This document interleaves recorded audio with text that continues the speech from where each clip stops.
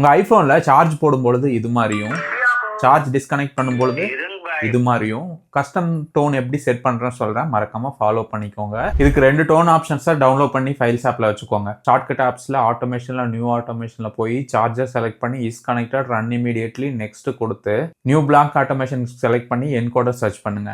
Base64 select பண்ணி files ஆப்பில் போய் சார்ஜிங் டோனை காப்பி பண்ணிட்டு வந்து இங்கே இன்புட்டில் கிளிப் போர்ட் கொடுத்துட்டு கீழே சர்ச் ஆப்ஷனில் காப்பி டு கிளிப் போர்ட்னு செலக்ட் பண்ணிக்கோங்க. அதை ரன் பண்ணிங்கன்னா ஒரு டெக்ஸ்ட் கோட் ஜென்ரேட் ஆகும். அதை ஷேர் ஆப்ஷனில் போய் காப்பி பண்ணிவிட்டு அகைன் டெக்ஸ்ட்னு சர்ச் பண்ணி அதில் கொண்டு போய் அந்த டெக்ஸ்ட்டை பேஸ்ட் பண்ணிடுங்க. அகைன் என்கோட் சர்ச் பண்ணி அதில் Base64 செலக்ட் பண்ணி அதில் போய் டி கோட்னு இந்த ஆப்ஷனை செலக்ட் பண்ணிவிட்டு ப்ளே சவுண்டுங்கிற இந்த ஒரு ஆப்ஷனை செலக்ட் பண்ணி டன் கொடுத்துருங்க. இனிமேல் நீங்கள் சார்ஜ் பண்ணும்பொழுது இந்த ரிங்டோன் வந்து ப்ளே ஆகும். இதே மாதிரி சார்ஜர் டிஸ்கனெக்ட் பண்ணுறப்போ ப்ளே பண்ணால் சார்ஜர் இஸ் கனெக்டடுக்கு பதிலாக டிஸ்கனெக்டட் மட்டும் செலக்ட் பண்ணிவிட்டு செகண்டு ரிங்டோனை காப்பி பண்ணி இதே ப்ராசஸை ரிப்பீட் பண்ணிங்கன்னா உங்களுக்கு சார்ஜிங் கனெக்ஷன் அப்போ ஒரு டோனும் டிஸ்கனெக்ட் அப்பவும் ஒரு டோன் ப்ளே ஆகும்.